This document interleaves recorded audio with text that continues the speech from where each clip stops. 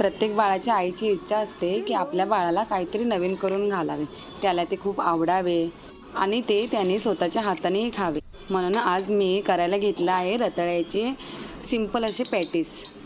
तर सर्वात आधी मी रताळं चांगलं असं धुवून घेतलं. त्यानंतर तव्यात तूप टाकून रताळे झाकून शिजवायला ठेवले. मी रताळ्यात पाणी टाकत नाही, कारण की आमच्या आई सांगतात की रताळ्यात पाणी टाकल्यामुळे रताळ्याची चव बदलते. थोडी चव वाढवावी म्हणून ओले खोबरे मी मिक्सरला असे वाटून घेतले. त्यानंतर रताळे शिजून झाल्यावरती रताळ्याची साल काढून घेतली आणि रताळं मॅश करून घेतले. वाटलेले ओले खोबरे त्याच्यामध्ये ॲड करून ड्रायफ्रूट्सची पावडर देखील त्याच्यामध्ये टाकली. त्यानंतर तवा गॅसवर ठेवला आणि तव्यात तूप टाकले. हा तवा मधून उंच असल्यामुळे तव्यात तेल टाकू नाही तर तूप टाकू, ते सगळं बाजूलाच निघून जाते. असो, तयार केलेले पॅटीस तव्यात फ्राय करायला ठेवले.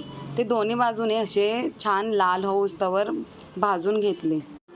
मध्ये मध्ये थोडंसं वरनं तूपही टाकलं.